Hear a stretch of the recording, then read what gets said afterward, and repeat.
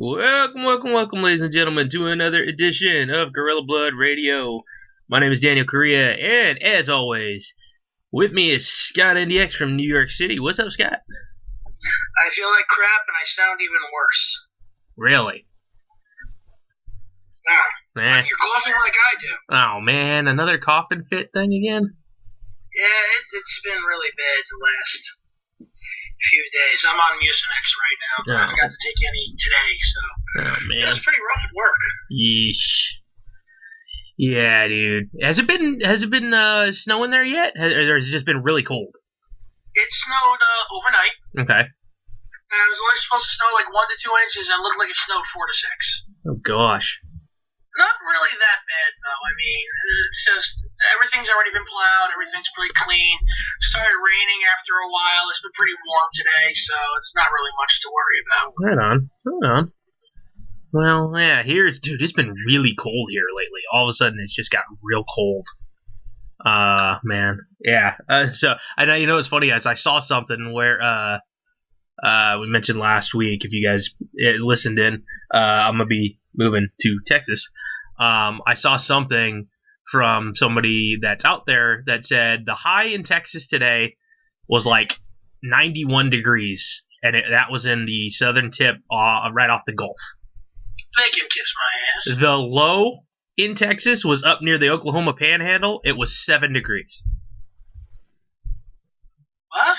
I'm dead serious. So 2 different parts of the state, one furthest south, one furthest north, a difference of almost 90 degrees. Well, it doesn't help that your state is like, huge. the size of most countries. Yeah, it's huge. So, but yeah, man, I was just like, man, holy hell. That is a big difference in that. But somebody I know in Colorado is like, yeah, it is like below. It's like right around freezing, just below freezing. So it didn't go over 25 the last 2 days. Oh man. Thursday and Friday were Arctic. That's why it snowed so much overnight. Crazy. God damn, man. Oh, it's bound to happen eventually. Yeah. No, one of the guys I know in Texas said that this is probably could be one of the coldest winters that Texas ever has had, and there might actually be snow in where he's at, about a half hour away from where I'm going to be living. Oh, good luck with that. That's going to be freaking hilarious. The whole point of Texas, and one of the reasons anyway, was I don't want to live anywhere near snow. So, turns out that may not be the case for me. So, oh well. Shoot, man. You are fucked. Oh, man. Hey, so you ready for Roadblock End of the Line? Oh, God, another pay-per-view already? Yeah, it's a Raw only one. That's still too much. That's, Sunday. Does that require me to actually watch Raw? Maybe not. I really haven't done that the last few months. Yeah. I've fallen off on a lot of wrestling. Just haven't had the time for Lucha Underground and NXT, which are the ones I want to watch. Raw and SmackDown have just not been interesting. Yeah, no, I feel you. I definitely feel you. It's now that we're not doing the P-Dub show on a regular basis, I don't watch things as immediately as I used to in the past. Like SmackDown, I don't always care for. So I don't always turn it on the same night. I'll watch it the Wednesday late at night when after we normally record the show, and just watch it then. But usually the only ones I actually watch, I watch Raw live because I'm usually at my friend's house. But I try to watch, now that I get it, Lucha Underground live. But yeah, but NXT, I don't think I've. You're not home to watch Lucha Underground live. Yeah, see, I don't even watch NXT live anymore. I used to try to watch NXT live, but that doesn't happen very often. Yeah, but that shit goes on on demand instantly. Yeah, that's the good part, is I can watch it later that night, or I can watch it the next day. But yeah, SmackDown's usually the one that I just really don't give a rip about. So it's always. Well, it doesn't help that what's his name has been wrestling the same schmuck for 6 months. Yeah, Ellsworth. It's Not even Ellsworth. Friggin' Dean Ambrose. Yeah. Tired of his ass. Well, here's I'll run down the card here for end of the line, and Oh, joy, Lord, don't give a fuck. I was gonna say let's gauge how good the card's gonna be by Scott's reactions. Okay. Big Cass trying to defend the honor of his little buddy who got the shit beat out of him by Rightfully so. by Rusev. So Cass versus He's Rusev. on another man's wife. Damn right. Yeah. He keeps thinking that, Rusev is the bad guy here, but everyone keeps hitting on his fucking wife or funking her out. Yeah. No, Rusev should be booting everyone in the fucking head. Yeah, Rusev is technically is the baby in this one, in theory, by just moral standards. So, what do you think that one's gonna be like? Leash. Oh God, Cass is gonna win. Probably, more than likely. Tag team titles. Yeah, tag team titles. New Day just passed Demolition this past week after. Which is really unnecessary. Yeah, I'm a little pissed off about that. But they are again going to defend the Raw titles, tag titles against Cesaro and Sheamus.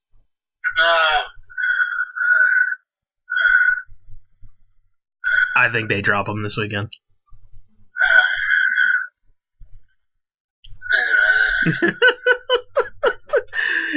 Sometimes when you do that, it reminds me of the twin sisters, Marge's sisters on The Simpsons. Patty and Selma. All right. On that note, next match, Cruiserweight Championship. Swan defends against Perkins and Kendrick. That actually could be a good one. I really need to catch up on that too. Yeah, dude. I did catch the most awesome run-in ever, though. The most awesome run-in ever, which was Gallagher. Yeah, Gallagher officially announcing his run-in. Yeah. Announcing his intentions to interfere with this match. Yeah, I thought that was pretty funny. Super gentlemanly of him. Oh, God, he's going to get over just by doing shit like that. Well, it's funny because most people, I've been talking on different groups of people, and they've been saying, like, how is it that this guy is so over and the vaudevillains are so not? Because the vaudevillains have been doing nothing but jobbing. Yeah, that's the problem. Maybe if you let them be the vaudevillains, yeah, and, I don't know, villainously win matches. Like, well, why does the Ascension suck? I don't know, because they don't win. Mm-hmm. And these are groups I like, but come on. Wins and losses don't matter in wrestling. That's true, but booking does. That is very true. And you can have a team that loses all the time. Fucking, the Club on Raw. They're still over as shit. That's true. I want them to have the titles for a little while. Just be the guys on the top of the mountain just knocking people off every day. I want the Ascension to accomplish something. Yes. I like them. I thought they horribly crushed them right off the bat, and they have not been the same since they moved up from NXT. Seriously.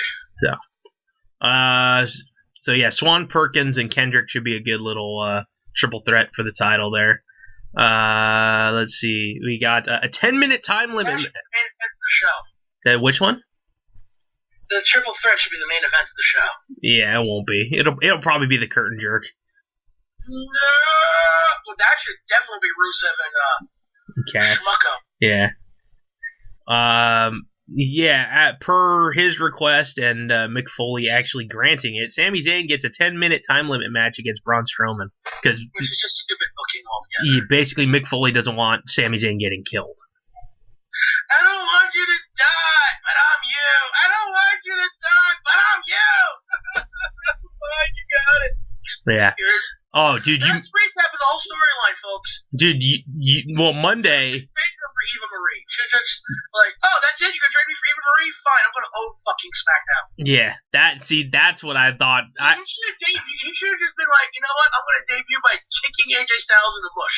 And then on Tuesday, kick AJ Styles in the fucking mush! That would have been better booking. That would have been such better booking than what they've been doing. My God, that would have been perfection. Fans would have got ape shit. We're going to see a match we really want to see. God, no. Do you think this is going to be Strowman's first loss as a singles wrestler on Raw? No, they're actually going to kill Sami Zayn on television. Oh, man.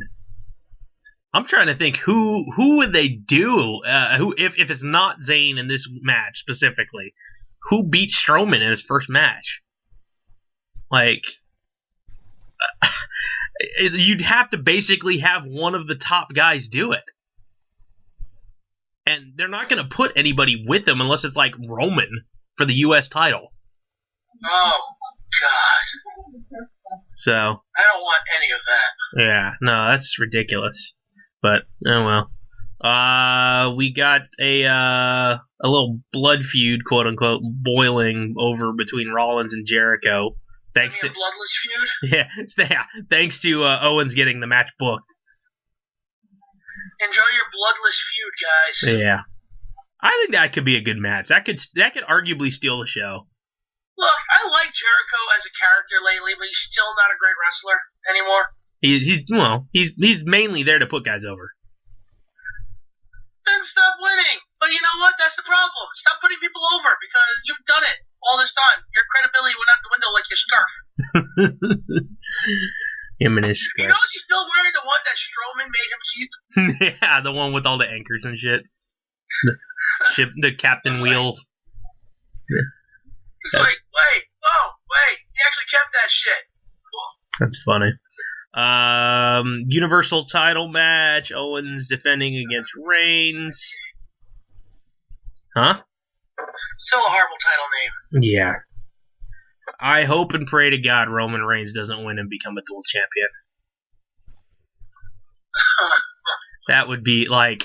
I'm sorry, I really need Kevin Owens and AJ Styles to be two heels going into WrestleMania defending the titles. Yeah, that would be nice. That'd be seriously nice. I don't know. So then you have two faces winning the titles. See, I just want AJ to defend the title to Cena and have Cena beat him at WrestleMania if they're going to have Cena go for 16. Well, the rumor that's been floating around. The rumor is he's coming back so he can wrestle at the Royal Rumble and take the title from him there because it's going to mean a lot less. Because then he's going to have to fucking wrestle The Undertaker at WrestleMania who's going to win the Royal Rumble, blah, blah, blah, fucking shit. I hate it. Yeah. That's the rumor. You got the rumor dead on, so... Yeah, I don't know about that. I don't think Taker's going to freaking be in the damn Rumble. God, I hope not. Dude, see, look at the pictures of him outside of the ring, dude. He looks like he's crippled. He's walking... I don't want to look at him at all. I don't want to see him come back at all. I don't want to see him versus John Cena. No, I don't either. The only, honestly, like, if he could pull it off, if by chance he could pull it off, the only way I would want to see Taker again, and even now, even with this, it's still 15 years too late, is him versus Sting. That's the only way I would want to see him again in the ring. And again, like I said, 15 years too late. So. Yeah, no.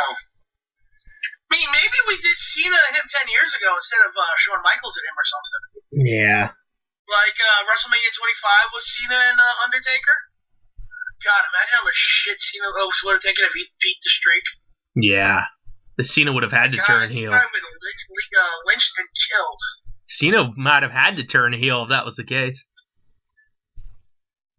Oh, that'd been fun. See, why can't we have good shit like that? I know. Yeah, that's because we're not on the booking team. So. And again, we would have put Sami Zayn on fucking SmackDown for Eva Marie. Who hasn't been around since SummerSlam, so. Yeah. I remember, she got popped before SummerSlam. At SummerSlam, Eva Marie will not be performing tonight. She is convalescing. I'm like, oh my god, that shit was hilarious. And then we never heard from her again. Yeah, that was good trolling.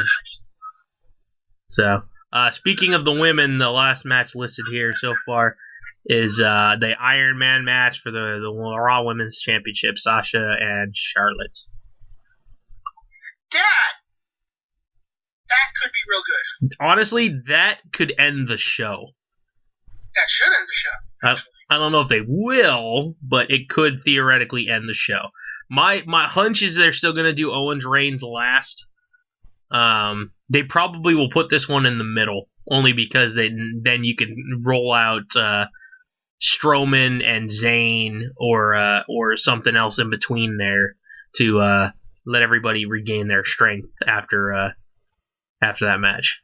So, because I mean that's gonna be, I think it's going 30 minutes as the time limit on the Iron Man match. Yes, it is a 30-minute Iron Woman match. Yeah. So, I mean, how fun would it be if it was like tied and they have to go another 15? They probably do what they did with like Brett and next pinfall wins. Another 5. Yeah. Yeah, I don't think it'd go another 15. Yeah, just next pinfall wins. Something like that. Why not? Some shit like Sudden that. Death. Yeah, next fall wins or whatever. So that I honestly thought they were going to do that with Bayley and Sasha back in last year. Yeah, dude, that's gonna be crazy, man. I mean, they headlined Hell in a Cell and they had a really good match. They have good matches with each other, but I'm tired of seeing them wrestle each other. Yeah, it's the same thing over and over again. It would be a different story.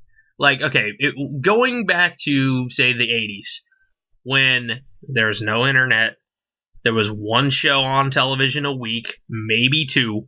If you're lucky, in certain locations, you got WCW or whatever, or your local stuff, and then WWF. You didn't get the oversaturation that we get. They may have faced each other. Hogan may have faced somebody, insert top-level jobber for Hogan, whoever it happened to be at that time. And they would travel around the world facing each other every night, but not on television. Not the people in New York aren't seeing what goes on in California and vice versa. They have television shows now 1, 2, 3 nights of the week, and plus the extra stuff that they keep doing, plus, extra pay-per-views. There's way too much saturation to do Sasha Charlotte every pay-per-view or Sasha Charlotte every week on Raw. I'm real tired of seeing it. Yeah, I want to see Bayley somehow get in there, because Bayley, they started that little feud with Bayley when Charlotte attacked her after their Survivor Series match, and it went nowhere. Now Bayley's feuding with Alicia Fox. So no shit's forgiven. Well, and in all honesty, I have a feeling that might be a pre-show match tomorrow.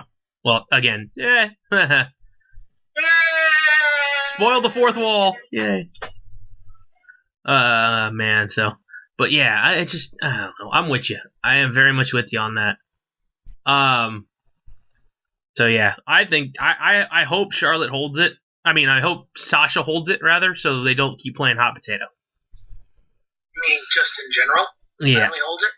Yeah, I don't want the hot potato crap back and forth. Yeah, seriously. Drives me nuts. So that's Roadblock card. Woo! Sounds exciting. Okay. Oh, amazing. Now, I know you're not a fan of TNA, like, at all. I think you would be entertained by what they did this week with Total Nonstop Deletion. I've heard nothing but bad about it. Oh, dude, I enjoyed it. It was goofy. Yeah, but we know your standards of entertainment. Thanks. No, it was fun, man. Like, it was goofy fun. Yeah, like how goofy? Like Chikara goofy? Because I don't like Chikara. No, well, I don't know. It just all depends. Like, did you see the post I put up on Instagram, on the Girl Blood Instagram? Yes. Okay. Was the Hurricane really there? Yes, because Shane Helms manages the Helms Dynasty, so Trevor Lee and Andrew Everett. Well, there's a lake on the property Cameron, North Carolina, the Hardy compound, where basically if you go into the water, it's like the lake of transformation or whatever Matt Hardy calls it, Broken Matt. And so Shane Helms gets tossed in there, and the first time he comes out, all of a sudden he's Sugar Shane from 3 Count, and he and Andrew Everett and Trevor Lee start doing like a little dance routine. Fucking hilarious. And he looks over and he goes, "You're not Evan. You're not Shannon. What the hell?" And then he gets tossed back in there, and then later on he emerges as the Hurricane. Dude, it was funny. And then he turns on his own guys, and that's the caption you see about the man with 3 H's would be proud of us for burying young talent. Because they actually are physically burying them in the ground. With shovels and dirt. Yeah, it was hilarious. I liked it. I thought that was funny. There was another part where Vanguard 1 wanted to get into a match with Sienna, and the referee denied him because you can't have a woman face off against a robot, a drone. And eventually the match became Sienna versus a returning ODB. And at the end of the match, because Vanguard 1 at one point in time like broke up a pinfall. It was pretty funny. I don't know why, but I thought it was hilarious. Well, ODB was very at the end was happy that Vanguard 1 tried to help. And if you ever wanted to know what it would look like if you motorboated ODB, you got to see it through Vanguard 1's camera. Why are we still talking about this idiocy? I think it's hilarious. It was funny. Plus, you also had cameos from the Express That Rock and Rolls, as Matt Hardy calls them, the Rock and Roll Express. Hawk from Legion of Doom. I mean, not Hawk. Animal from Legion of Doom. If Hawk made an appearance, I'm calling shenanigans. Yeah, Animal from Legion of Doom makes a cameo. Hornswoggle ends up being Rockstar Spud's tag team partner for Apocalypto. We got to see the world famous Bravado Brothers. I was shocked when They're still alive? Dude, seriously, it's funny. They were all like dressed to the nines in suits, and I'm like, so they're doing the Bravado Brothers like they're the Property Brothers. They legitimately look like those guys on HGTV who redo houses. It's hilarious. Like, one guy has the goatee and everything. I don't remember their first names, and I actually like the Bravado. Harlem and something. Yeah, exactly. I always remember Harlem because, that's like, an hour's drive from here. Yeah. Yeah. So, yeah, they were in it. I remember the other one. I don't know. Yeah, they were in it. To talk about the Dark City Fight Club, I actually like the Harlem, the Bravado Brothers as well from that era.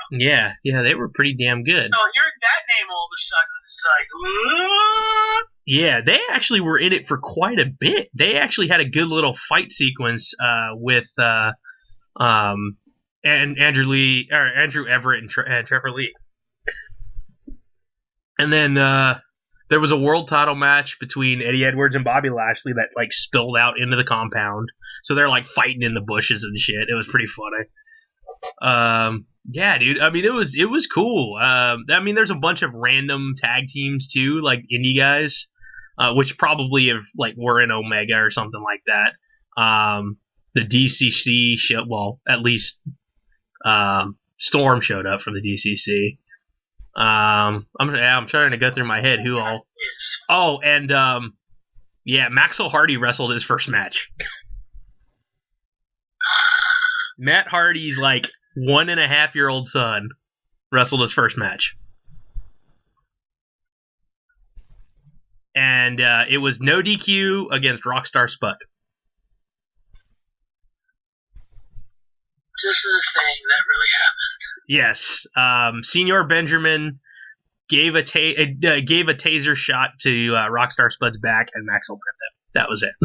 It was funny. They're gonna get someone's gonna,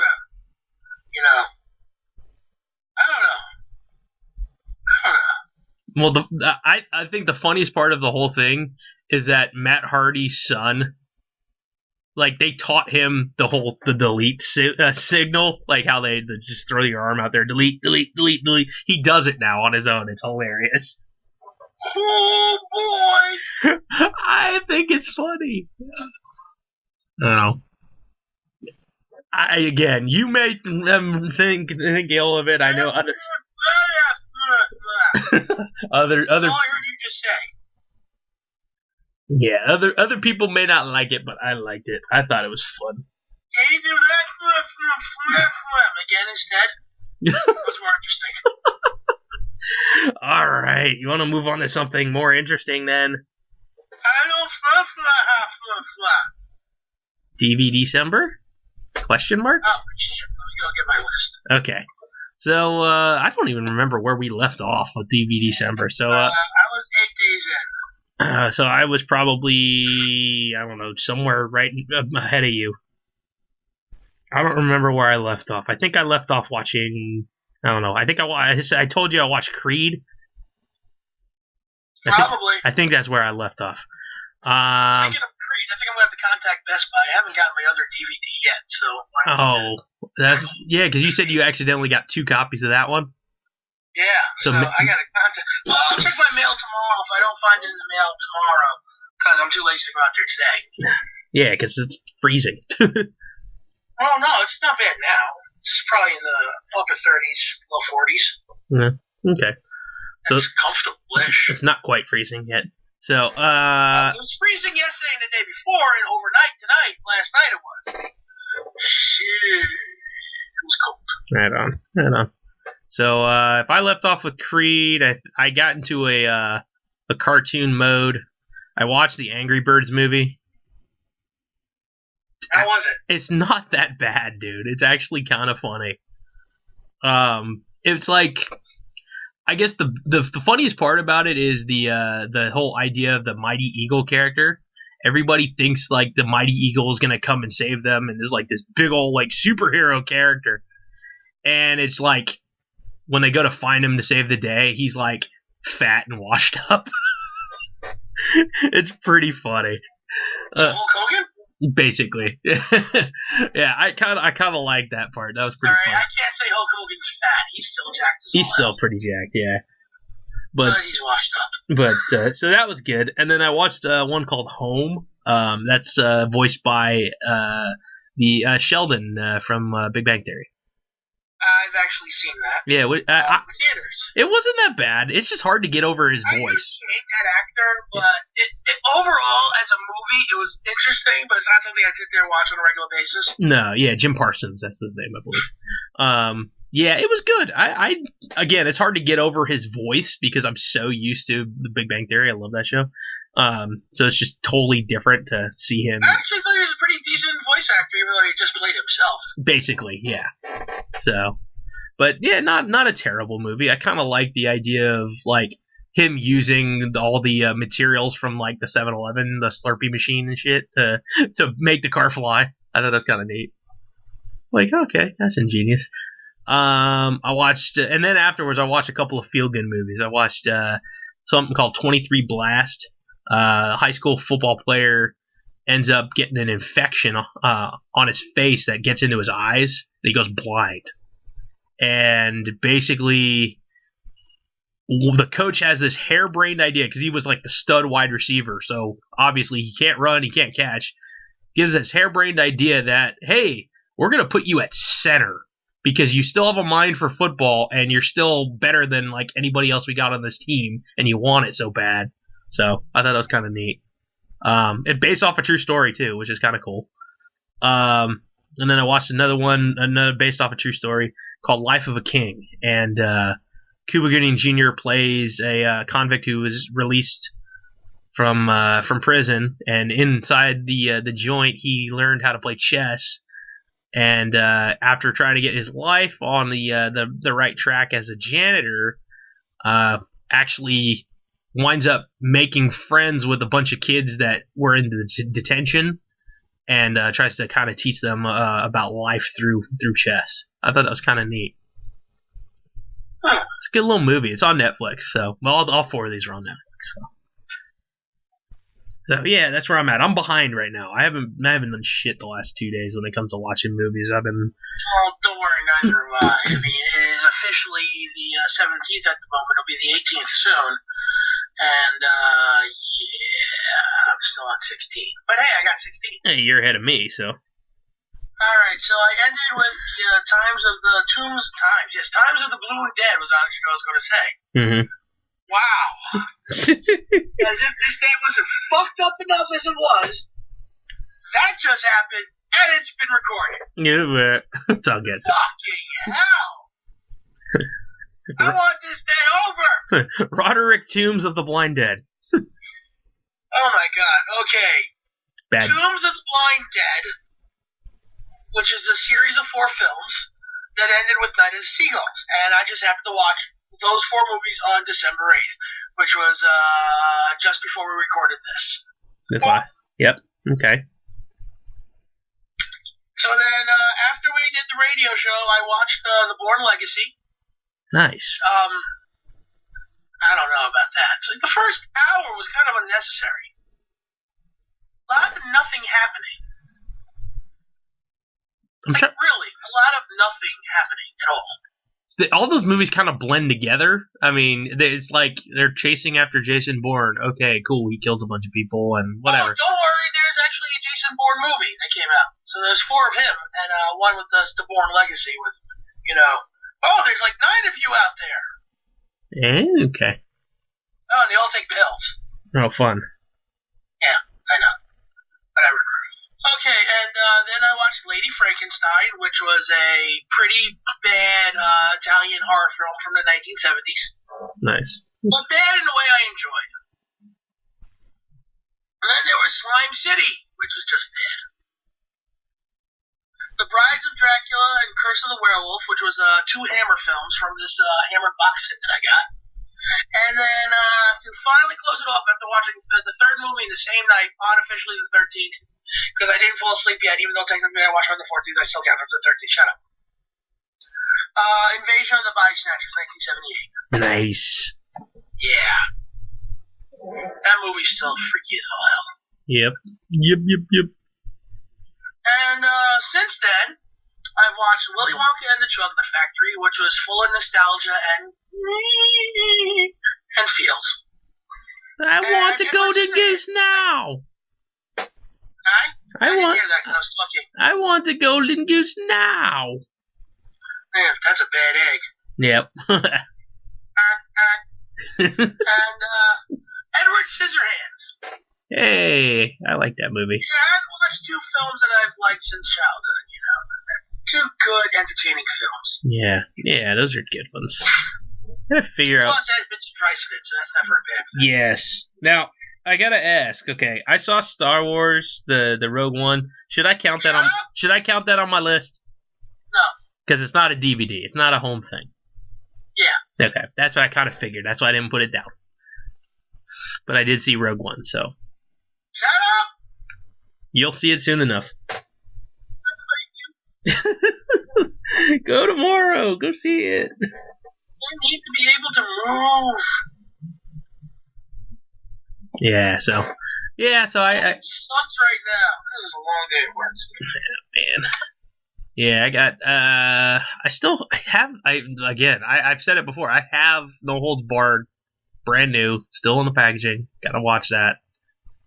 I think it actually does have the match with Hogan and Beefcake against Zeus and Savage on it. Yeah. It's a SummerSlam and a Survivor Series. Yeah, so it's got that on there too, which is great. I'm trying to think what else I got in that Netflix queue that I need to watch. I don't know, man. Every now and again, it's like I go through things on Netflix and I go, hey, this sounds interesting. I add it to my list. This sounds interesting. I add it to my list. And I go back through my list a couple days later and I go, I don't want to watch this crap now. I probably just should have watched it when I put it in the damn list. That's usually how it is. Look, if you're going to watch, if you have the time to go through Netflix, see if Rambach is still on it. Rambach? Known as Berlin Undead. rage zombie movie, but it's really well done and really interesting how it was approached. Rambach Berlin Undead. Yeah. Interesting. You should definitely take a look for that film because I loved it. It's only 61 minutes. You can probably watch it in English if you're really stupid, but watch it in the original German. Is it on instant Netflix? I don't know if it is right now. They might have taken it off. Well, that's where me and Tomas saw it, but that was a few years ago. Hopefully it's still on there. Yeah, I don't know if it is. Like maybe it made a comeback, but it's definitely hell, man. If you can find it for like $5 at Best Buy, buy it. It's just that good. Okay. I fully endorse this movie. Nice. Yeah, I'm trying to think what else is in the infamous box that my neighbor gave me when he digitized his films. I think I'm trying to remember. I think he had a copy of Gladiator in there. Well, there's stuff you don't want. You know who to send it to. Everyone always gives me their bad movies anyway. Yeah, there's. I want to say there's. I don't know. I'm trying to remember if there's. I think one of the Titan movies might be in there. I don't know if it's Clash or Wrath. No, there's mostly it's Wrath. I've heard that's the good one. Yeah, there's almost not quite the whole Harry Potter series is in there. What are you missing? The most recent two. The two Deathly Hollow ones. No, whatever. Yeah, whatever the last one are that they did in parts. I think the Deathly Hollows. That's it. Okay, I don't pay enough attention to know what order they go. Oh, you might want to now. So. Yeah, so that's there. I'm trying to think what else is in that box. I think of all things, I think he had Flubber in there. I was like, damn, Flubber, really? Okay. So, yeah. Some people have issues. Hey, whatever. Yeah, everybody's got taste in certain things. I was not. That was one of the roles that was Robin Williams, right? Yeah. Yeah. And I mean that was based off of the original. Was it Jerry Lewis? Yeah. Nutty Professor. Yeah. Yeah. So it's like I was about ready to yell, "Hey, you guys!" But no, he's more like, "Hey, lady!" Yeah, Professor. These guys were slopped. That was yeah, Professor Frink from The Simpsons. Blavin. You like? Gotta love a good Blavin. Yeah. Oh man. God. Blavin. Yeah, I don't know, dude. The Simpsons is just not the same anymore. I know we're getting on a tangent now. It's the same for 15 years. I know, dude. Like even to go back and watch, the classic ones. Like, it doesn't feel right anymore, does it? Yeah, it doesn't. Like I don't know if maybe it just was funny because I was a teenager, or I don't know, dude. It's just now it's like I'm in my 30s. It's like it is not as good as it used to be. Like I've watched. No, there's just something about it that just doesn't work animorewith your sense of humor. Yeah, I don't know what it is, but yeah, I watched one episode. They were trying to they do on FX. They do they'll show a lot of episodes of The Simpsons like throughout the day. It's ridiculous how many episodes of The Simpsons are on now. But I stopped on one where they got snowed in. It was an episode where they got snowed in, and I was just like, dude, like. I probably would have laughed at it for some of the stuff, and I'm like just looking at it going, really? Like, Principal Skinner sent out like the science class's pet hamster to try to save them. I was like, what? I was like, okay, well, that's weird. He literally put him in the hamster ball, put him out on top of the snow from that he could reach from the window that he could, but he couldn't get himself out. It was just enough to get the hamster ball through. It takes like 3 freaking rolls forward, and then ploop falls down into the snowpack, like completely like buried himself. It's like, okay, that would have made me laugh maybe as a teenager, but whatever. No. Also, just you can't do comedy the way it used to be done. Yeah, everything's changed. I mean, you watch Revenge of the Nerds, and you're like, well, that shit wouldn't fly today because, there'd be so many people would be like, you can't do that. Dude, that actually was on TV. You can't do that. That is racist. You can't do that. Well, fuck you. That's the point of the joke. It's bullying. Fuck you. That's the point of the joke. It's a racist joke. Yeah, that actually was on TV the other day, and I happened to watch it when I was like 1 in the morning on. I think it was like there's some random channel that I get that's like part of the same tier of Access TV and Universal HD and whatever. Yeah, you can't watch that show censored ever. Yeah, so it was funny to see because Andy Ray? I haven't seen it in like so many years, and I was like, oh my god, yeah, they got away with a lot of crap. Yeah, that came out in like what, the early '80s, 82 or 84. something like that. So. I want to say 82. No. Yeah, I want to say 82 because I think Revenge of the Nerds 2, Nerds in Paradise was 86. And I think that was rated R, but it wasn't on the same level as the other ones. Revenge of the Nerds came out in 1984. Alright, so then Nerds in Paradise probably came out in 87. 88? 87. And then number 3, The Next Generation. You know the thing, Revenge of the Nerds 2 was actually a PG-13 film, and it was still pretty fucking racy. Yeah, Revenge of the Nerds 3, The Next Generation came out in 1992, and then Revenge of the Nerds 4, Nerds in Love. Yeah, those two don't count because those are actually made for TV movies. Okay. And I think there's only like 2 or 3 characters that actually occurred from them. Basically, Robert Carradine and Curtis Armstrong. Yeah, Louis Skolnick and Booger. Yep. And actually, Ted McGinley reprised his role in number 3. From Nerds 2? In Nerds 3. Oh. From he was in Nerds 1. He was in Nerds 1. He was Stan Bradley Whitford was in Nerds 2. It's funny. It's wrong that I know that much. Yeah. You know how many times I've watched those movies? It's fun, man. I still have a VHS of it where Ogre was playing a character. You know, Donald Gibb was playing a character from a television show he was doing on HBO at the time. And the character was known as Dr. Death. Mm-hmm. Now, if you look at Ogre and then you look at Steve Williams. Yeah, no, makes sense. Yeah. Exactly. If they ever wanted to make, like, you know, the life of Steve Williams 20 years ago, Ogre would have been Steve Williams. Oh, yeah. Hell yeah. Easily. But yeah, so Donald Gibb was actually playing the character Dr. Death from the television show, the football gear and everything, introducing the movies. I remember taping that shit on HBO. I still got that VHS 20 plus years later. Did you ever watch, there was a reality competition type game show called King of the Nerds? Yes, and I couldn't stand it. Oh, you didn't? It was hosted by Robert Carradine and Curtis Armstrong. I know. Still didn't give a shit. Yeah, I liked it. I thought it was kind of funny.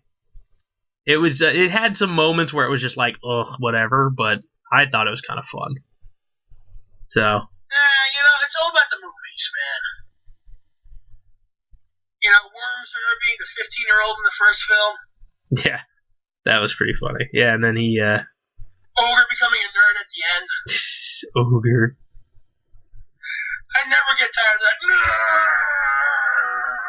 Nerds. Yeah. And the I used to actually have that as an avatar where the E was backwards. Yeah, I honestly the part that always sticks out to me in general is nice image. The part that always sticks out to me image-wise in that movie is the scene where they're doing the performance for the homecoming carnival. Oh God! Seriously, dude. Like, you can't, like, if you think of that movie, the first thing that usually pops into my head is the what's his name, Poindexter on the violin, the electric violin. With the fucking mohawk. Yeah. Spike. Yeah. Takashi was on the gong. Yeah. Dressed as an Indian. Yeah. That's not racist at all. Oh God, the movie. Yeah, There's so many jokes you can't get away with these days because people are just pussies. Yeah, it's crazy, but yeah, it was funny. Shit. If you ever watch Revenge of the Nerds 2, Nerds in Paradise, it's a PG-13 film. Nowadays, they'll probably be rated R. Yeah. Shit, I think Indiana Jones, the first one, Raiders of the Lost Ark, would probably get an R rating. Revenge? Yeah, it's so different these days. Mm-hmm. Shoot, God like, it's like 87 was a good year for movies. Shit. yeah, it's funny even going through like how many of these people actually did anything else afterwards. Like, I mean, obviously Ogre's character and Ted McGinley playing Stan, he's gone on to other things. Robert Carradine didn't really do. Remember like Ted McGinley was like considered like a death knell for television shows. Dude, friggin' other than Married with Children. Exactly the point. Well, hey, look, Robert Carradine's been around for years. Yeah. Anthony Edwards, even though he did the first two movies, well, like barely did the second one. He did like a cameo. Yeah, well, he went on. The first 3 minutes of the film. I broke my leg. I can't go with you guys. I'm out of here. Fuck this. Yeah, he went on to do. He was on ER. I think it was. Yeah. So. He was one of the first guys to like curse on basic television in a television show. Yeah. Thanks to ER. Yeah, but it's funny because I mean, Robert Carradine really the only big thing and the next biggest thing that I can think of that he did was Lizzie McGuire. He was the dad on Lizzie McGuire. That's really I know he was in other things, but really, I mean, that's the one that sticks out to me because that was my. He made his money. Yeah, absolutely. He was. Like he done a crap load of shit movies, a couple of television shows. You know, an episode of Law and Order: Criminal Intent. Yeah, he's voiced a couple of characters on Robot Chicken. Exactly. You know, you make your money where you make your money. Mm-hmm. Shit, I'm tempted to make that photo background on my computer right now. That's funny. Yeah, I'm trying. What I sent you. Yeah, that's funny. Like, you can't tell me Booger doesn't look like the Brooklyn Roller. He does. He hella does. All messed up, torn up, dirty shirt. I'm wondering what Curtis Armstrong has been in. Other than that, he's a voiceover actor in American Dad. Oh, okay. Oh, that's right. Yeah, he's the buddy. He's a huge voice actor over the years. Yeah, he did the Dan Versus show. Yeah, that's right. He's the friend of the son. And look, you know, you've seen Timothy Busfield before too, the guy who played Poindexter. He was in Field of Dreams, you know. He was in that West Wing. He's done stuff too. Yeah. So it's not like these are people that haven't done things, you know. Oh yeah, I actually he was in that 23 Blast. That movie I was watching the other day, the 23 Blast. He was the athletic director. I totally didn't think that was him. Holy hell. Exactly, you know. You look at this shit and you're like, whoa, wait. They were that? Yeah, it's funny. He's so much older, and I didn't even think about it. What are the Lamar? No, it's just like that's how good, you know. Oh God, Larry B. Scott's actually going to revive the character of Lamar. Yeah, and called Spring Break '83. Nice, that's funny. They just finished it Oh, apparently. I don't care. I want to see that now, just because. That's right. He made the part in the Karate Kid. He was all for Revenge of the Nerds. Yeah, Space Camp. That's funny. Iron Eagle. So he's done some films that are recognizable. Yeah, they're just more so in the 80s. So. Well, you know, he probably just rested on his laurels and like, I make money, I'm good. Yeah, where is... I want to see... He still makes money off that shit, honestly. Did Wormser ever go into more acting? Yes, apparently so. Not much. He was on... Donald Gibb is the shit. Yeah. Who? Oh, Ogre. Yeah. Ogre! Yeah, John Goodman was the coach in that. That was funny. I totally forgot he was the coach. No, I was watching for the first time in a long time. I was like, I forgot John Goodman was in this. Like, you never even realize it's him at first. It's like, you used to be like, oh, hey, King Ralph, I know John Goodman. Oh, shit, he was in Revenge of the Nerds. That's like watching Masters of Menace and realizing John Candy's the fucking beer truck driver. What? Exactly. Wow.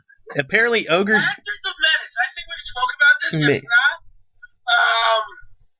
Oh God, I think it's a early '90s movie, late '80s, early '90s. Oh God, Jim Belushi's in it for a short while. He's part of a biker gang who creates a super bike and then dies because the super bike wasn't that super. Nice. So they're driving him and his body with their lawyer cross country to his former home so they can bury him with his family. And they get into shenanigans and all that shit. And they pass by a beer truck and they hijack the beer truck by, distracting a John Candy with tits. Nice. Yeah. That's funny. It's a stupid. I wonder if that movie's on DVD. Yeah. Yeah. Donald Gibb, apparently he's doing a lot. He's done a lot of TV. A lot of TV. Not many movies. I mean, other than the blood sports and stuff like that. But he's done. I mean, he was on Step by Step for a long time, off and on, about 5 years. He's made appearances on the Steve Harvey Show. Let's see. He does a couple of video game voiceovers. He freaking appeared on an episode of Seinfeld. Boy Meets World. For the longest time, he was one of those Vikings in the "What's in Your Wallet" commercials. Oh, that's right. Every time, like, ogre! All right, back to normal. That's funny. He was in U.S. Marshals. Yes. He was one of the guys that was at the beginning of the film when they're trying to break into the apartment. Okay. Secret Mountain Fort Awesome. That's a TV series from 2011. Really? It was? Secret Mountain Fort Awesome. It sounds... Oh, God. It looks like a Cartoon Network thing. Yeah, I have a feeling it's by the same people who did Uncle Grandpa, because they're giving me a bunch of Uncle Grandpa things. Yeah, it is. Yeah, Chowder and Uncle Grandpa guy did Secret Mountain Fort Awesome. Chowder was actually pretty good.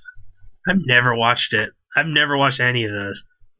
Chowder was well, I still like cartoons every once in a while. Chowder was entertaining as fuck. That was fun. I just for the first time Rabble. ever watched an episode of Rick and Morty. What'd you think? It's annoying because he says the name Morty like every 4 seconds.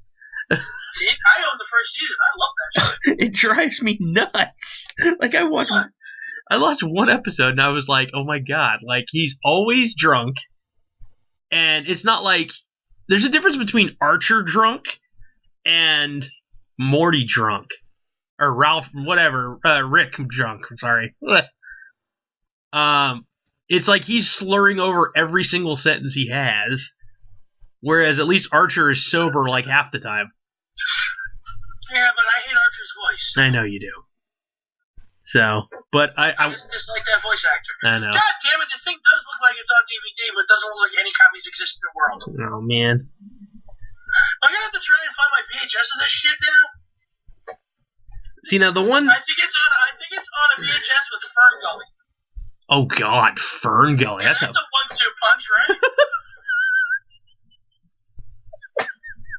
That's hella funny. Now, the one that I probably could get into, I don't know, I probably could, be considering my nephew likes it, is Adventure Time. I don't like that show. See, that one I could probably get into, only because it's, like, my nephew has the video game, and he's always needing me to help for it, so I'm like, I'm already kind of used to some of the characters in that, and the stupid shit that they do, but, yeah, so, I don't know. Yeah, I got no interest in that. But yeah, I mean, Rick and Morty sounds like it would be a good plot line. It's hard to get over that character. I like it. I enjoy the fuck out of it. Yeah, maybe I'll have to give it another chance. But that dude, it's funny. I was just looking here. The John DiMaggio, he does one of the voices on Adventure Time. He does Jake on Adventure Time. He also did Bender. Yeah. Oh my god, dude, going through his list of stuff. It's amazing. I know, they all sound like the same fucking person. It's just funny, dude, like going through all these things. He's in the middle of doing, playing Tiny Tiger for the new Crash Bandicoot remastered game. Mm-hmm. He's done, he did Crosshairs for Transformers The Last Night, the new one that's coming out. He's done Justice League. He's done Adventure Time. He was one of the characters in Gears of War 4, World of Warcraft.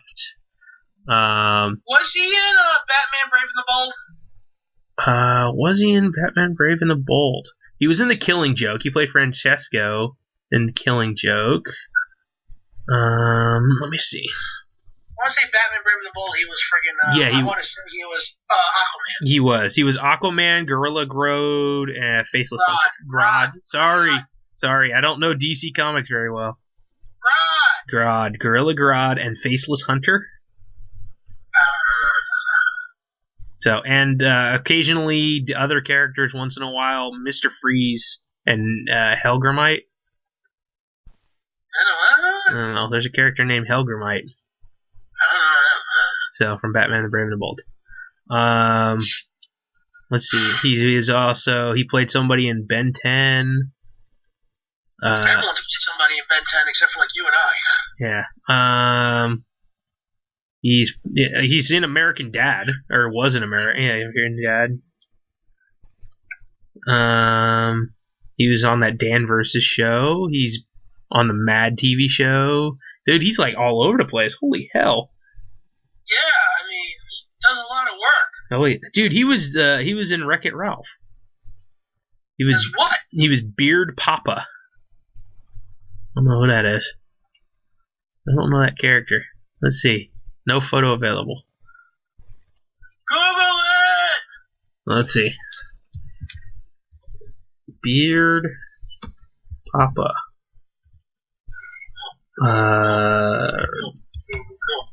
Wreck-It Ralph. Oh, it was like it looks like a gnome. It literally looks like a lawn gnome. I don't remember that at all. Let's see. Here you go. Check. Here's the wiki thing. Whatever it is, putting it in the chat there for you. Basically, Beard Papa was renamed Grandpappy Puff and Wreck-It Ralph. Oh, the spin-offs, it says now in here. Minor character made an appearance. He was a security guard at the Sugar Rush Cart Bakery. So where you got they made the car, he was the security guard that.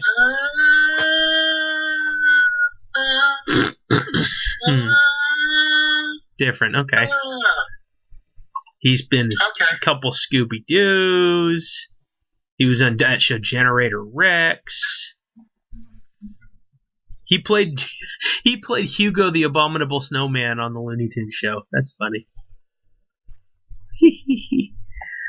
That makes me laugh. I can't help but think of that Abominable Snowman from the old original ones. Yeah, the original one was great. Yeah, I'm gonna love him and hug him and squeeze him. It's Dave George. That's funny. Oh man. Oh god. Which is a great reference to A Mice and Men. Yes, exactly. Oh man, dude, this is. If you don't know that fucking reference, read a book. Yes. Yeah, he's done.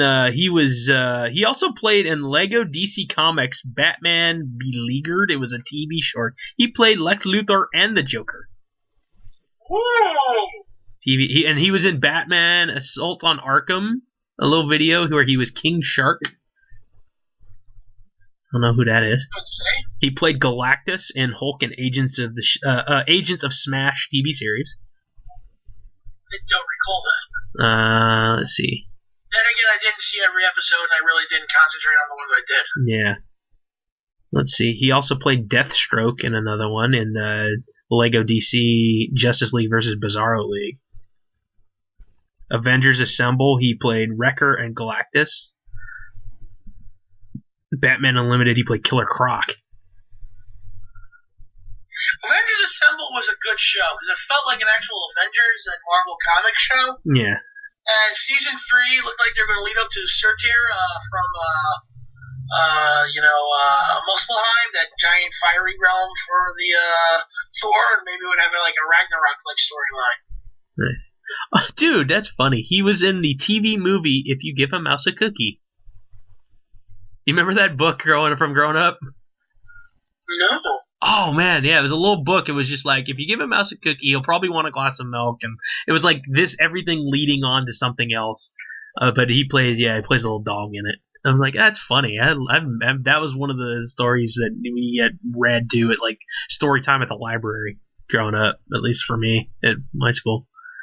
He was in Gravity. We didn't have story times at the library. We read our own books. Yeah, Gravity Falls, Uncle Grandpa. What was he in Gravity Falls? Manly Dan. Yes, he was. Yeah, that's funny. Kung Fu Panda. That was another entertaining show. Yeah, Kung Fu Panda: Legends of Awesomeness. He played Fung. Uncle Grandpa. Yeah, man, he's played a lot of people, man. This is crazy. Like, that's cool. He's in Lego Star Wars: The Freemaker Adventures as well. He plays Bosch and he plays a Jawa. Bosch or Bosk? Bosch, Baash. I don't know who that is. Let's see. I don't know either, so I'm gonna look. Google. Bosch. Wikipedia. I love that. The Star Wars version. Bosch is a male Itochi. Wow, that's a weird word. Bounty hunter who worked for Grabala the Hutt and with his fellow partner Ram. Under the leadership of bounty hunter Dengar, he and Ram hunted Rowan Freemaker in order to obtain Kyber Saber crystals. Blah blah blah blah blah. It literally this character. It's funny. The Lego version of it looks like it's a male Twi'lek. I don't know. It looks really weird. Wow, what would that design look like if it wasn't Lego? I don't know. Here, there you go. You can see it yourself. It literally. I'm looking at it right now. Tachi. I don't know what that race is. I've never heard that race before. Itachi. Oh. Hey, actually click it and see what they look like. Yeah. That's actually pretty cool. Okay. Maybe I've seen it before, but I that's not something that's really prevalent. I guess. Huh, interesting. If they, he might be one of the Jedis you saw during Clone Wars. Yeah, Phantom Menace Clone Wars. Yeah, it actually shows where they've been first appearances and stuff. That's really, dude, I really liked it, freaking Wikipedia.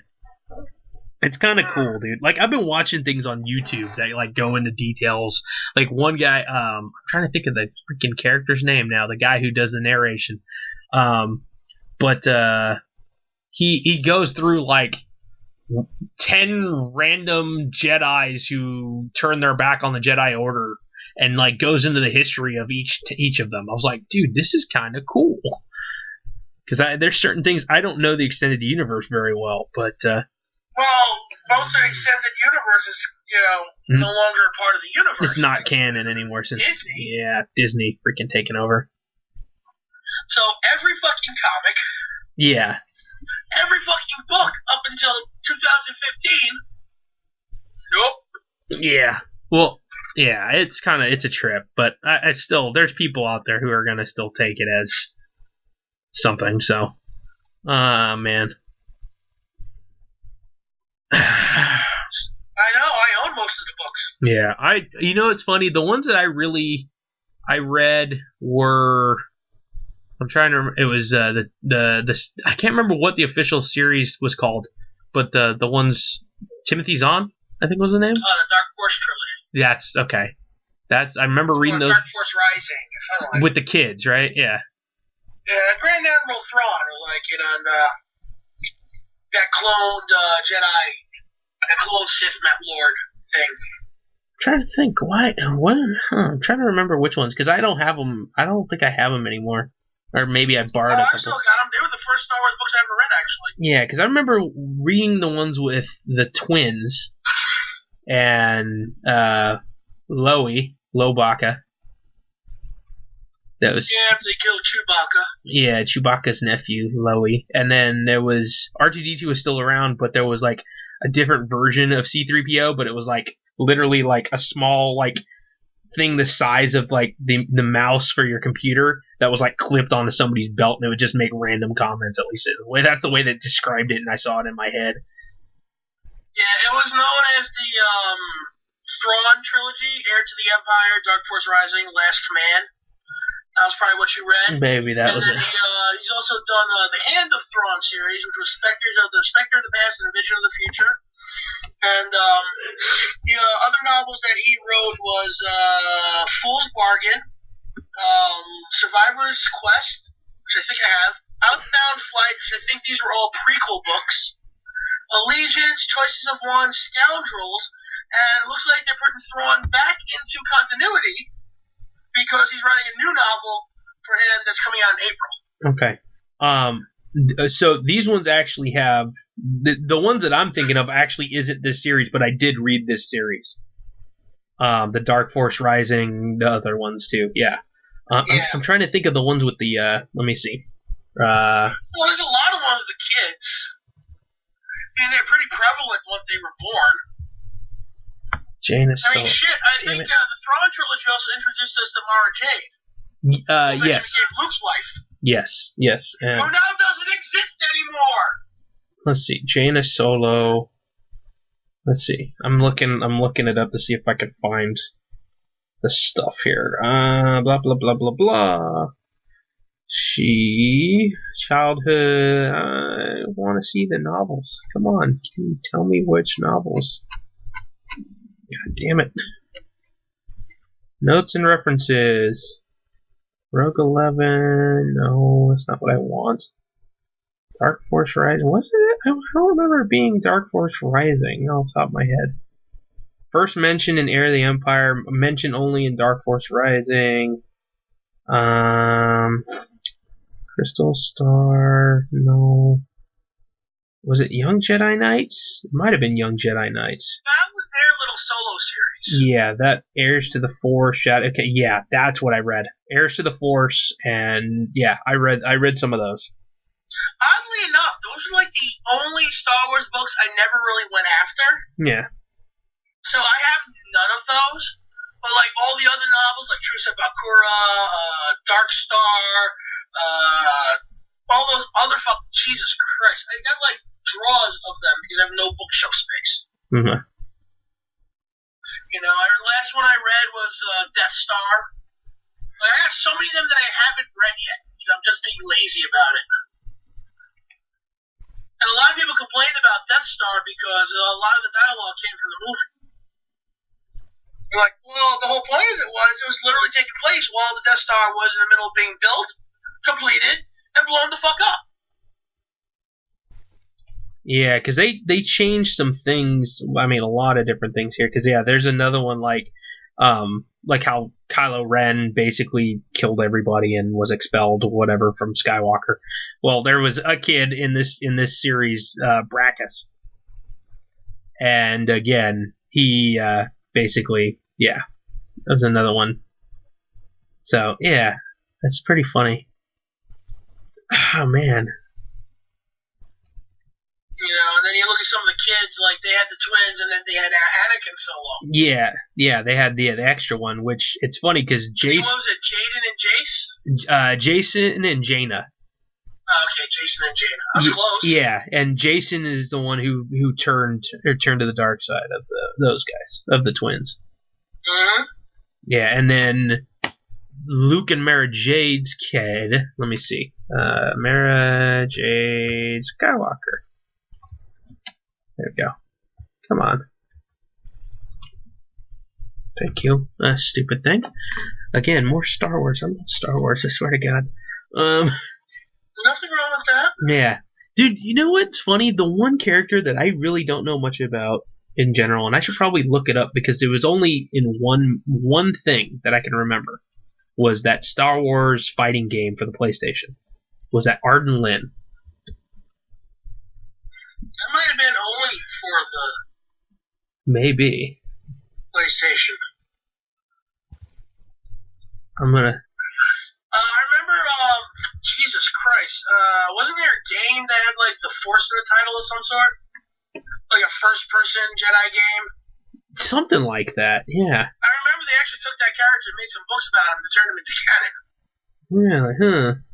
Well, the games are considered canon too. Yeah, you would think. Arden Lin, there it is. Okay, let's see what's Arden Lin, this character. Arden Lin. Female human from the Master of the Terakasi, who belong to the followers of Palawa, ancient dark Jedi, along with her fellow Palawans, join legions of Leto, blah, blah, blah, blah, blah, blah, blah, blah. Let's see. So, what? She had like a robot arm, which is kind of crazy. No, it didn't stop Luke. No, not at all. Like she had like a straight up like looked like a Gigantosaurus robot arm.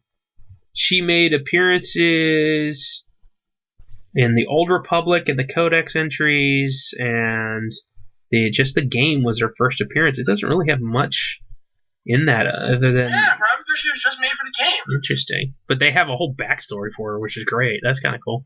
Well, you have to. Yeah, that's pretty funny. Jeez, I just went through. I couldn't even read Mara Jade's page because it's like a million words so long, dude. Yeah. It's like, Jesus Christ, this information. Did I used to know this shit? Yeah. Like, holy fuck, man.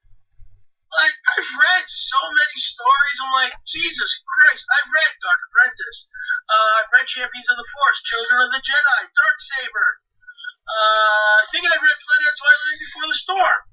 The Rebellion, I did not read that. I read Ambush of Corellia, Assault on Salonia, Spectre of the Past, Vision of the Future. Jesus fucking Christ, man. Like, Christ. Yeah, wow. That's cool, dude. Like, seriously, like, I miss stuff like this. Like, total fandom. Let's see. Well, you know what? It's hard when, the company just tells you, fuck you, everything you've done for the last 20 years doesn't count. Yeah. It is a spit in the face, Yeah, because they had, because technically, they're just thinking about the lore, their son was Ben Skywalker, so they kind of messed with the names of the kids, instead of Ben Solo now as Kylo Ren. So he was also Force sensitive too. Of course they were. What do you expect? Yeah, exactly. I mean, his parents were Jedi Masters. So, yeah, no, both of them were, yeah. Because wasn't, Mara Jade she was tricked into, she was Force sensitive, but like bounty hunter status, I guess, and was she was trained by Sidious. Yeah, hired by Emperor Palpatine to also kill one of his Skywalker. concubines. To kill Skywalker, yeah, something like that. Pretty much. That's funny. And then eventually, yeah, they fell for each other. Supposedly she was at Jabba's palace when he showed up. That's like, they wrote her into it. Interesting. I don't remember hearing that one. Yeah. She was supposed to kill him there, but she never got a chance to. Interesting. That's funny. And like 8 years later, she tries to do it and couldn't do it, and then they, bump uglies and have a kid. Were you ever into the computer games back in the day?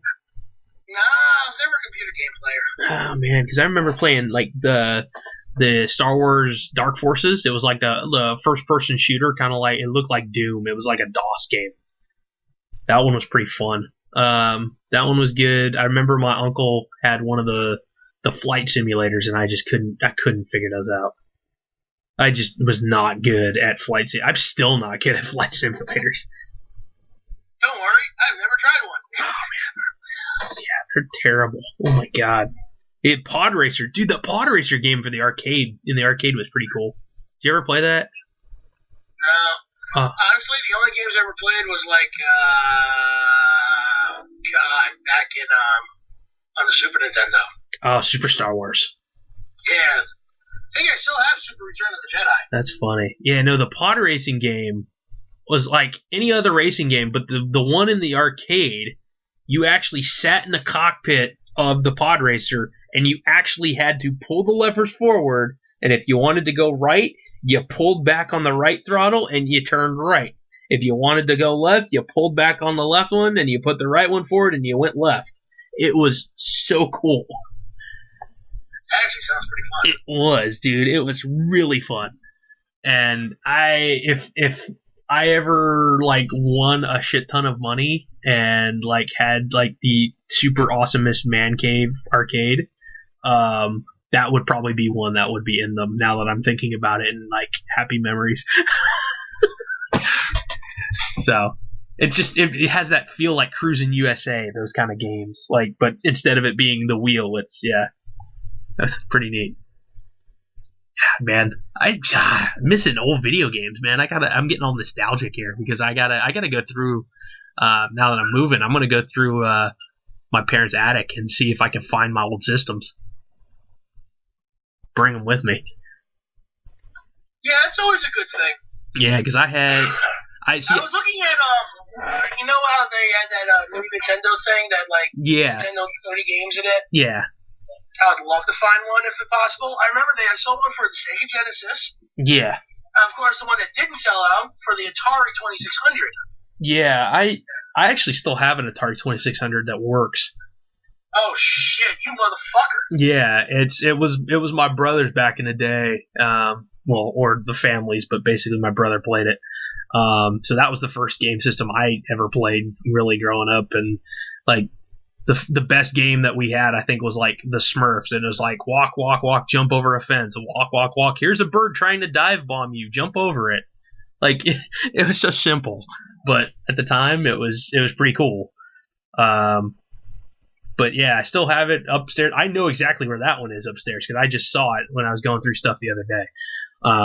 So that one, I don't know if I can bring that one with me. I would like to, but I don't think that'll happen. Why not? Because it's technically not mine. It is now. So, we'll see. But yeah, I think we have a box of like 30 games or so that have like basketball with the ball as a square pixel. It makes no sense.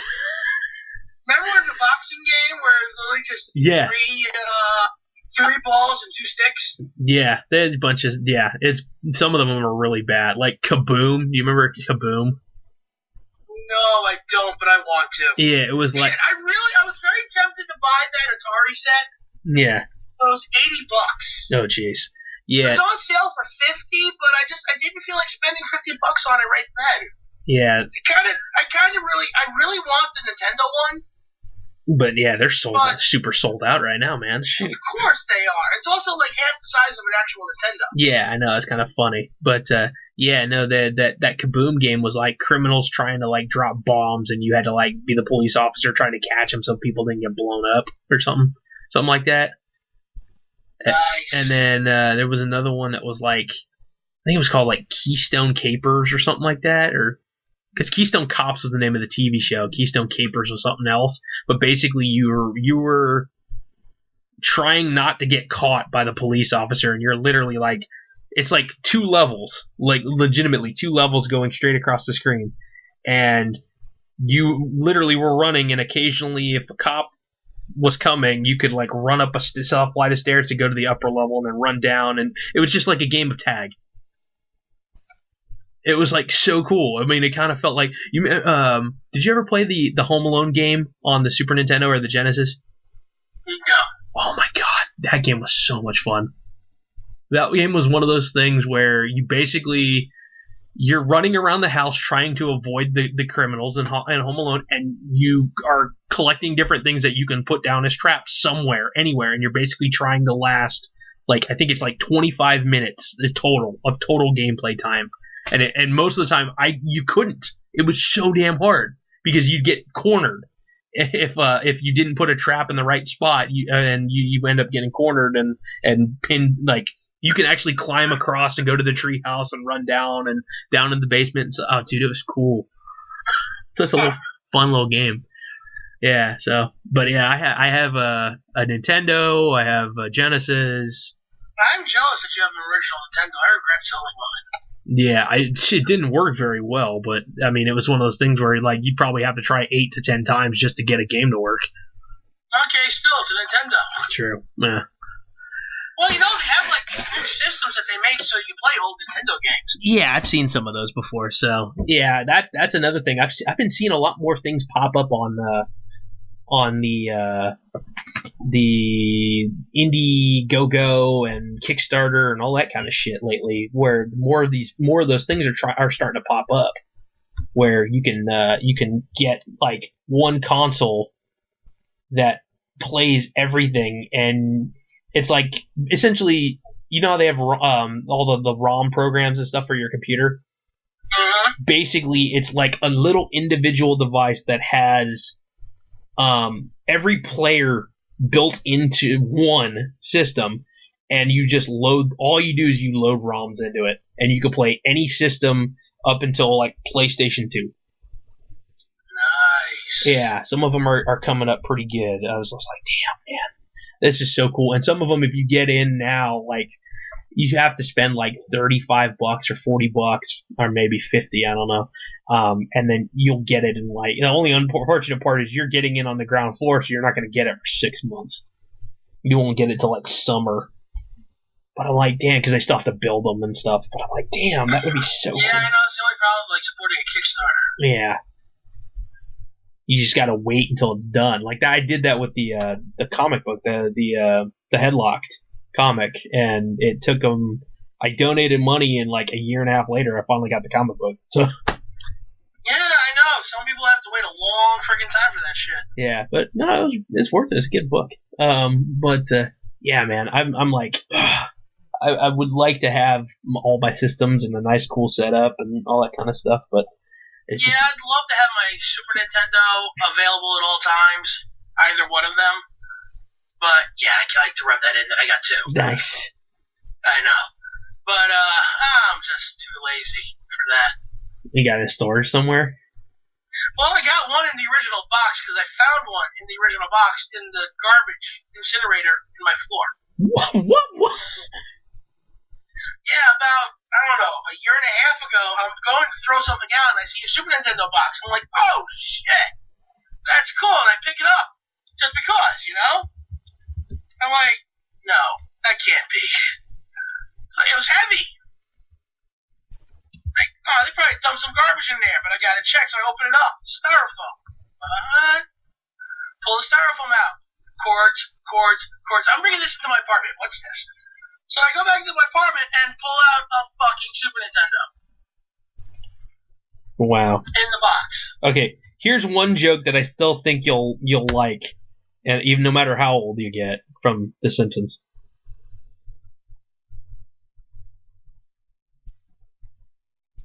I don't get it, because it's been so long. Ralph Wiggum calls him Super Nintendo Chalmers instead of Superintendent Chalmers.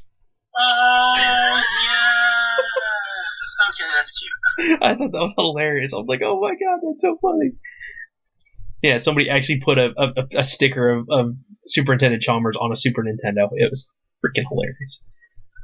That is funny. Oh man, dude, I'm on here on eBay now, looking at Super Nintendos and seeing how much they're going for. Let's see, lowest price first. That's probably not the greatest idea. It's SNES. SNES. I want the consoles by themselves. Region code US and Canada. Because I ain't playing no Japanese games. Mario Paint is the game itself is $6.99. That's not bad. Yeah. They have parts for Super Nintendo with parts is $29.99 for parts. God, man, do these things actually work? Some of them I'm wondering, did they actually work? It tested with all 6 games, and oh, dude, this one selling the Super Game Boy with it. Hell yeah! I still got that. Dude, if I get a SNES, I'm getting a Super Game Boy because I have a shit ton of Game Boy games still. Nice. Yeah. I kept most of mine too. I did sell some at one point, which I regret. Yeah, because Do you have a Game Genie for your Game Boy? Not for the Game Boy. I had one for the NES. I hated the one for the NES because the game stuck out of it. Yeah. It was like a weird plastic piece. Yeah. That shit never worked the first time. Yeah. That's funny. So, man, this is not a bad thing, but there's 6 bids. Son of a bitch. This is gonna get high. It comes. How much is it right now? It's at 1668. It's got 2 days, almost 3 days left on it. But there's 6. You might as well watch it. Yeah, I might do that. It comes with. Let's see. It comes with The Legend of Zelda, Link to the Past. It comes with Mortal Kombat 2, which has no blood. that was one of the few games that didn't have blood because SNES didn't want blood from Mortal Kombat. And then Mortal Kombat 3 is gory as fuck. Yeah, Paperboy, Pilot Wings, SimCity, and Super Mario World, and then the Super Game Boy on top of that. Man, I want SimCity. That's funny. Dude, I played SimCity on like the old school Mac back in middle school.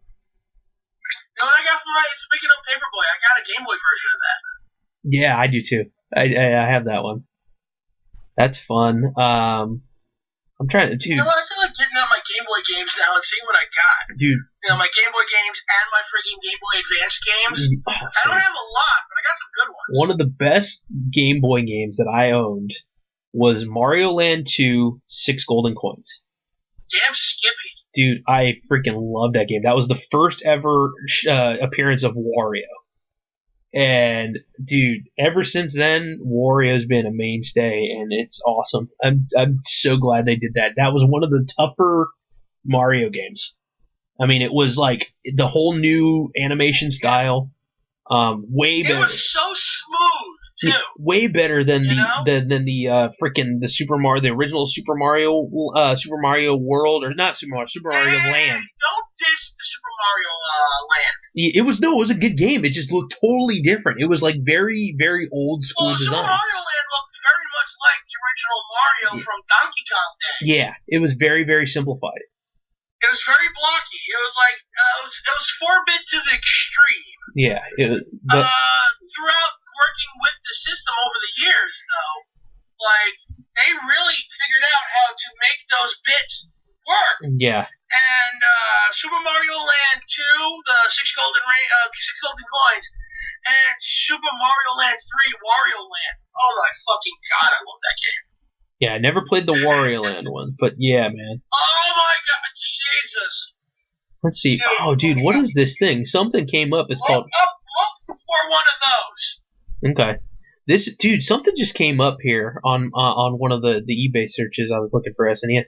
Something called Retro Duo, and it says it looks like it's a console, and it says it plays NES and SNES games. And then it has like. Link. This is funny, huh? He came to town to save the Princess Zelda. Yeah. Ganon took her away. Now the children don't play, but they will when Link saves the day. Hallelujah! I freaking love that song. Dude, I've never seen this before. Retro Duo. And it plays all the old SNES games and NES games. That's cool.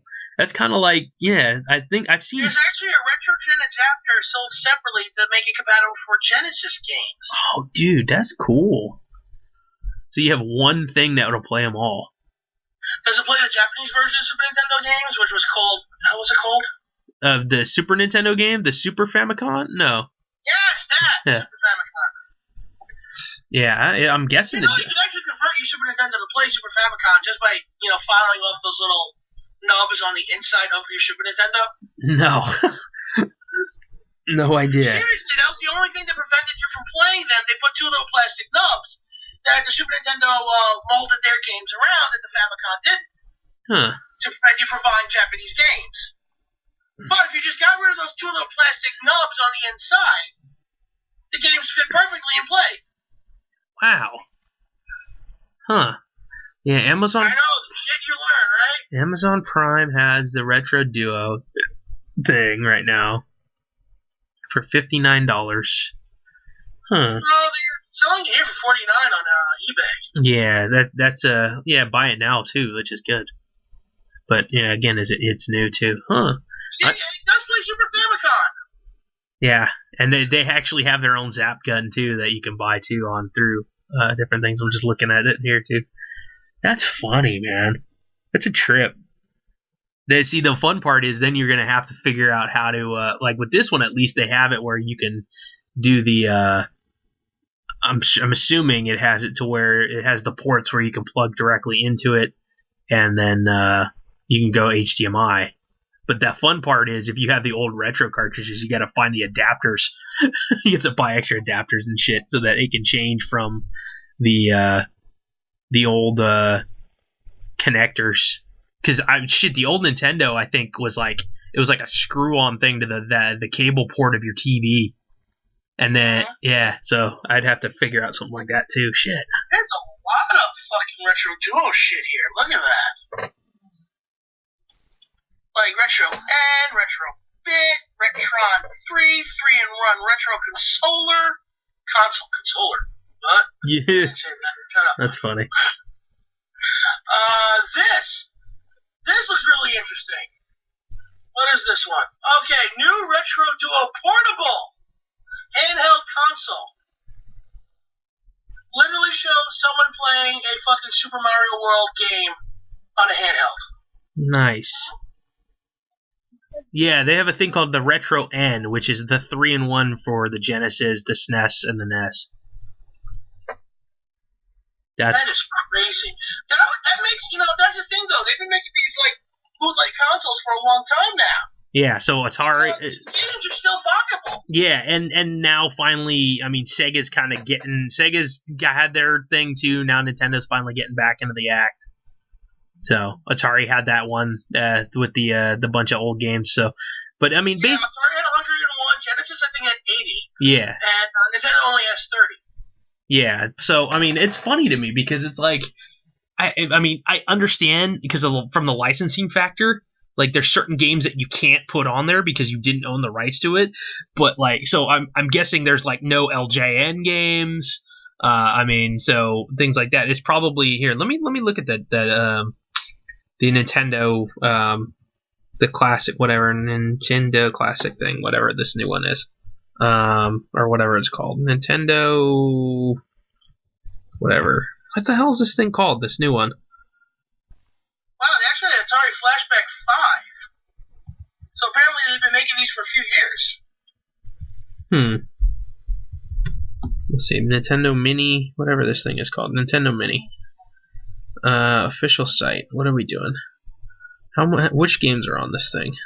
So the Nintendo... Yeah, you know what it is? It looks like they put more games on here. Maybe every time like some games go out of copyright issue, they put more games on. They're like promoting Frogger and Centipede. Which I would love to own copies of. Shit. Okay, so let's see here. The games, the 30 retro games are on the Nintendo Classic Mini. We got Super Mario Brothers. They don't even put number 2. They just went straight to number 3. That's funny. Really? Number 2 is underrated as fuck. I like number 2. I actually probably played that more than I played number 1.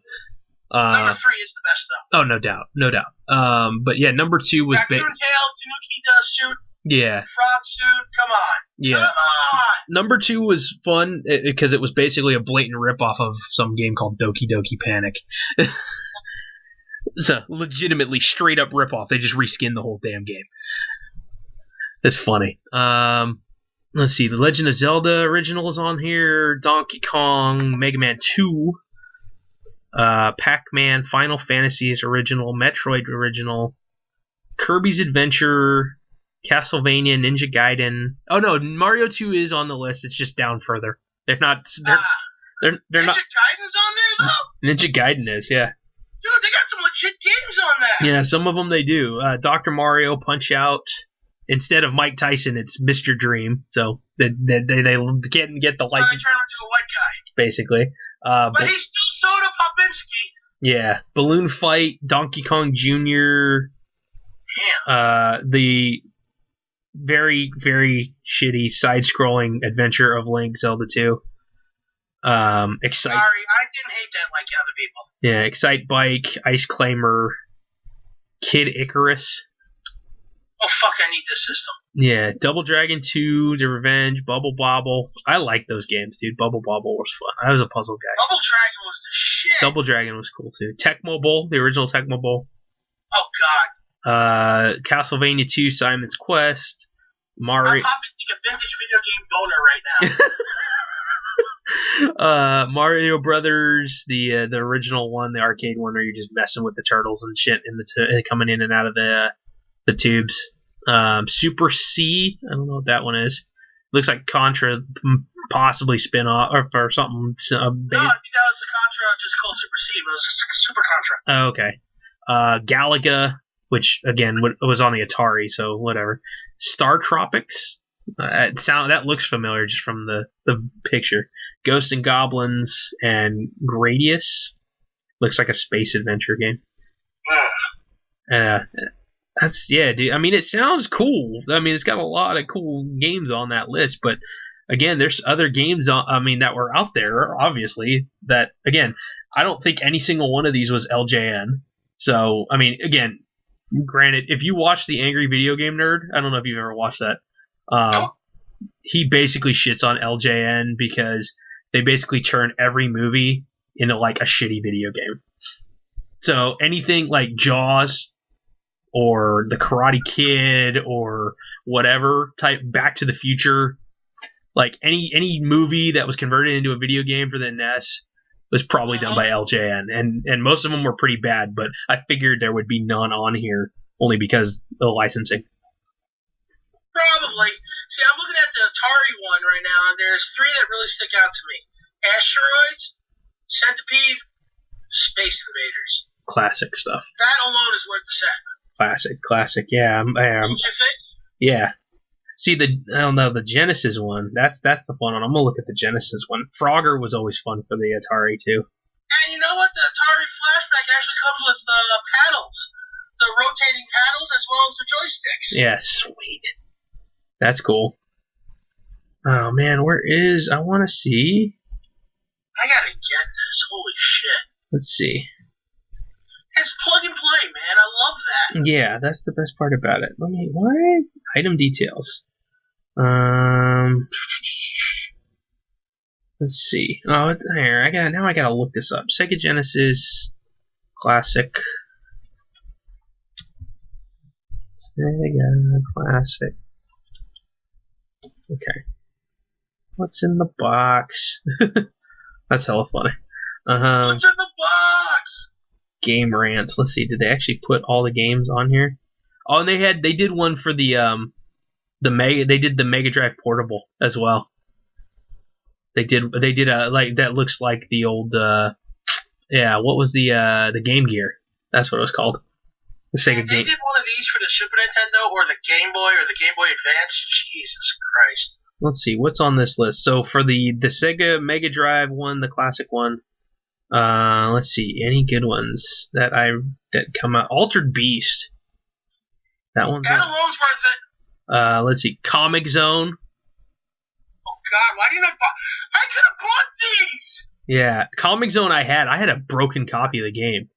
Like my game would. Why didn't I buy this when I had the chance? There's one at a Rite Aid right by fucking work. Yeah, let's see. Golden Axe, Kid Chameleon. I remember playing that game. I never owned it, but they had Sonic the Hedgehog 1 and 2, 3D Blast, Sonic Spinball, Sonic and Knuckles. That's cool. Oh, Vector Man, dude. Dude, that game was so hard. Remember they gave like $1 million challenge for anybody who could beat Vector Man, and then the fun part was they trolled you. So if you could get a code to get like infinity lives and beat the game, and then at the very end of the game after you beat it, it says now go back and do it without any codes, you loser. So I thought that was kind of cool. Mortal Kombat 1, 2, and 3 are on here as well. Then it has just like regular like old puzzle games and stuff on here, which is kind of funny. Just random like memory match and Whack-A-Wolf instead of Whack-A-Mole, air hockey, kind of stuff like that. That's kind of cool. Plumbing contest, which I'm assuming is like the what was those Pipe Dream whatever games that used to play on the old school Windows 2.0 shit. Dude, that's freaking fun. That's so cool, dude. Like seriously, like. Of course, the Nintendo NES that we were talking about. Mm-hmm. Go for like $220 on fucking Amazon. Yeah, because they're all sold out everywhere. That's the problem. They need to put that shit back out. Well, yeah, Genesis one's only $55. Well, yeah, that's the fun. The Nintendo one is like so much demand, and they haven't put so many out there. That's the problem. Like they're purposely not putting enough out there, to where the price will go up. The demand is higher. The Genesis one has been out for a while. The Atari one's been out for a while. So it's like, Yeah, but people didn't play the Atari and the Genesis as much. Well, maybe the Genesis. No, still Nintendo's Nintendo. Yeah. And that shit is put out by Nintendo. Yeah, this one is put out by Nintendo, so. Let's see, 2 days ago, GameStop getting new shipments of the NES Mini, according to Forbes. Let's see. If Forbes will actually go to the mall tomorrow and check out load. GameStop. Dude, stupid Forbes article loaded to my page already. I don't want to whitelist your damn website. I'm not going to turn off my ad blockers for you, Forbes. So I cannot stand places that make you turn your freaking ad blocker off just because you want me to. Well, apparently, for the new version of this Genesis one, because apparently they put this out every once in a while, they took out Streets of Rage 1, 2, and 3. Oh, they took them off? Yeah. That sucks. Amazon video games. Let's see. Is it on Amazon? No. More in the coming week. No, Dave, you can't save games either. Well, that sucks. Apparently, Best Buy have been sending people promotional emails saying they're getting more of the NES Mini Classics on December 20th. Limited quantities, first come, first serve. It's not doing very favorable review-wise either. Oh, frick you and your auto-playing bullshit. I hate when things autoplay and you don't know which freaking window it's on. That pisses me off. Yeah, man. It's so funny to think about all the retro games. Like going into did you have go into the next gen afterwards, the PlayStation generation, or did you go to eventually to anything else or Xbox or? I stayed handheld after that. I was pretty much Game Boy Advance. I skipped the Game Boy Color. Yeah. Did you do you have a Game DS? Boy Color games. Some Game Boy Color games played on the Game Boy itself. Some didn't. Yeah. So I never bought the ones that didn't. So I was like, hey, look, I still play Pokemon on this thing. I'm fine. So I had a Game Boy, which went to a Game Boy Pocket. Fantastic little system. Loved it. The Game Boy Pocket then eventually led to skipping the Game Boy Color and going to a Game Boy Advance, which was the non-backlit version. The one that kind of looked like a regular controller. Yeah, okay. With a screen in the middle. Then I went to the Game Boy Advance flip version. Okay. Which has the backlit screen, thank God. That made such a huge difference. But it took no batteries. Everything was rechargeable. Yeah, that's not charging like it used to. Oh, man. And now I have a Nintendo DS XL. Okay. Which has capabilities for 3D, which actually really does work if you hold it at the right light. Okay. Yeah, because I had a DS and I got rid of it because most of the time for me I'm either at home or if I am on the go, I'm not usually the passenger. So, or if I'm somewhere else where I have downtime, I don't play. My first inkling isn't to play games; it's to doodle or do something else or wander. I would have downtime between classes and stuff in college. And my friends and I had a PlayStation Portable, and I didn't even barely play that. I sold that too. So, but I did have a DS. The only game really that I played from the DS were those Professor Layton puzzle series. I like puzzle games. That's something the Bust a Move, based off of using the characters from Bubble Bobble. The one that you see in the arcade all the time. I've used to play those all the time. Tetris, Dr. Mario, Yoshi Cookie. Those are two games I had on Game Boy as well. Yeah, from back when. Those Yoshi games were fun. They're addictive. But Tetris will still be my ultimate favorite of all time. Oh yeah, Tetris is a classic. And it has to be Tetris on the original Game Boy, because that was the only one. Ever since then, they've come out with other games and other versions of Tetris, and it's never been quite the same as it was on the Game Boy. The Or the Nintendo. the original Nintendo was exactly the same. So, but basically, Just colorful. yeah, it just basically you start off at level 0, and you get 10 lines. You go up to level 1, and that's it. It's just simple, basic stuff. Because and everything gets faster. Exactly. And there's times where, like, now you get to a point, you play some of these newer games, and I've gotten a chance to play a few of them. You get to, like, level 140 something, and it's like, it's still going slow. For me, anyway, it felt slow. And I'm like, this is not Tetris. Like, they changed the things where you have to get more lines to go up you get actually less lines to go up levels faster. And I'm like, no, this is not cool. Like, I would have challenges against my mom, because my mom loved Tetris. I play against my parents too. Yeah, so we'd do challenges, because we didn't have the connector cable. But we had two different Game Boys and only one copy of the game. So it'd be one of the things where, like, if I wasn't playing it, I could throw it over there, or we can just swap the Game Boys back and forth. But yeah, it's to a point where, like, I can get up to like level 130 something, and like it was like to a point where, like, I'm sweating bullets and my eyes are like killing me afterwards, but I could do it. But that was the real challenge, man. Like, nowadays it seems like the puzzle games are easier, way easier. It's not the same. Yeah. So, it's just kind of funny, dude. This has been like a nostalgia trip, dude. Like, the whole episode has this Gorilla Blood here has been the nostalgia trip, going from Revenge of the Nerds to Star Wars stuff, the extended universe, now to freaking retro gaming. Wow. Shit, I got that theme song stuck in my head now. Which one? Tetris?